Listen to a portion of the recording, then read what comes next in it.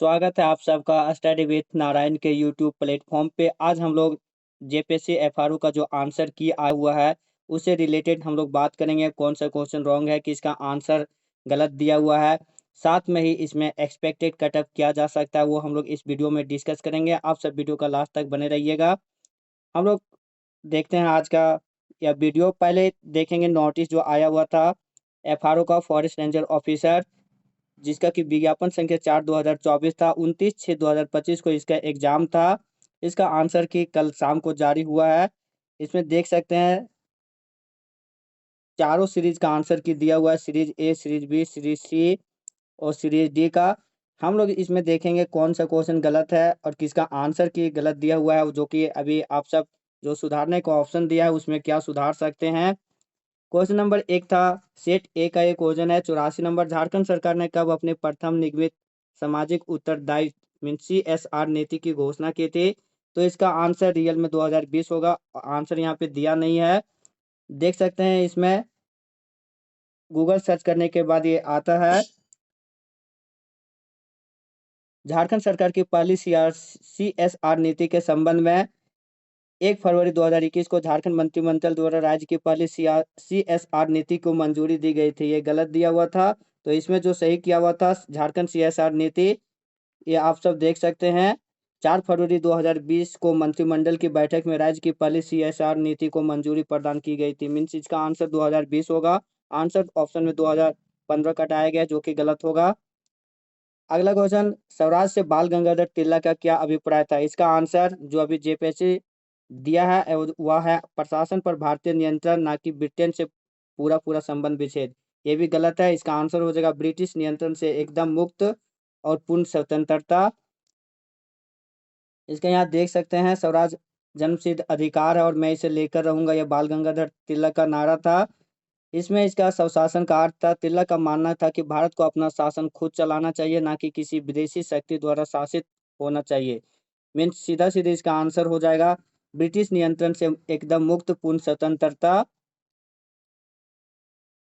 Next question, असहयोग आंदोलन से संबंधित निम्नलिखित कथनों पर विचार कीजिए। इसका भी आंसर जेपीएससी गलत करवाई है। आंसर इसका दे दिया दोनों गलत, जबकि दोनों सही हो जाएगा। जैसे यह औपचारिक तौर पर 1 अगस्त 1920 को प्रारंभ किया था, यह सही है।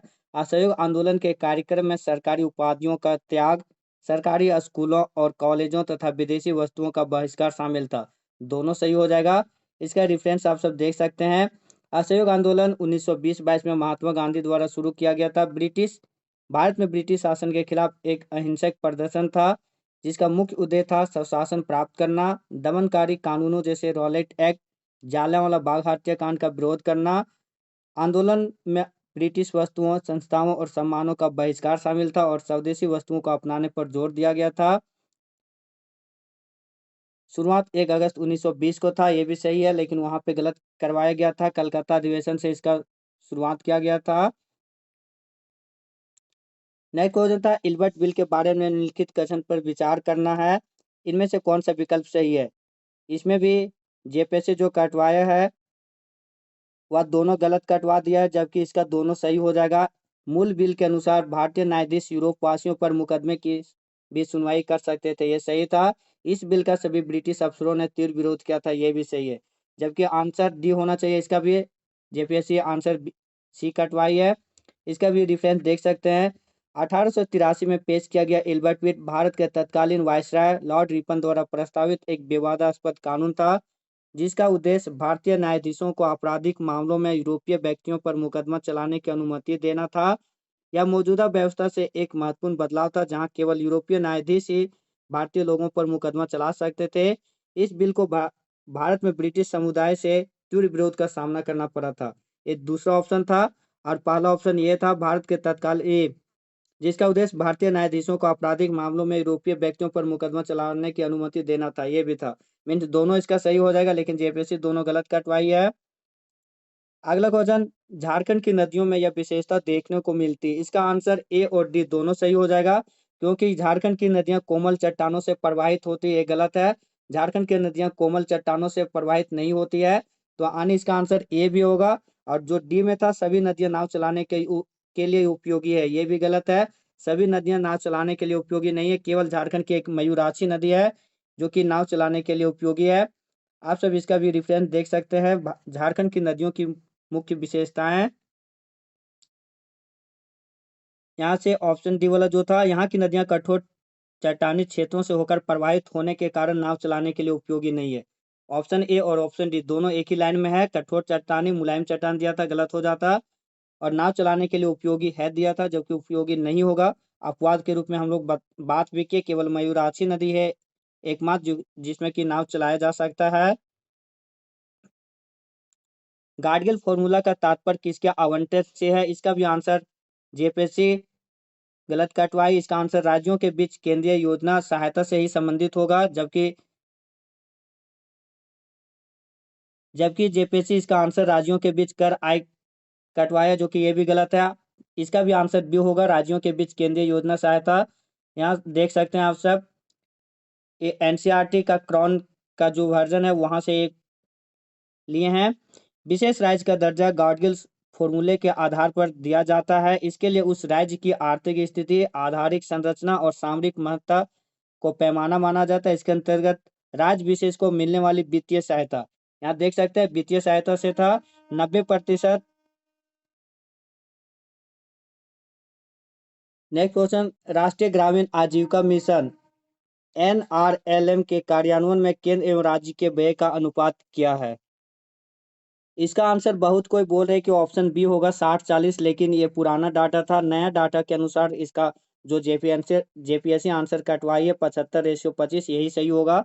एनआरएलएम का नया डाटा देख सकते हैं यहाँ पे, national rural livelihood mission is a centrally sponsored scheme with a 75:25 funding pattern between the central and state government. स्पष्ट लिखा हुआ था। एक आर्थिक नियोजन एक विषय है, इसका आंसर जेपीएससी संघ सूची कटवाई, जो कि ये भी गलत हो जाएगा। एनसीईआरटी में स्पष्ट लिखा हुआ आर्थिक नियोजन समवर्ती सूची का विषय है।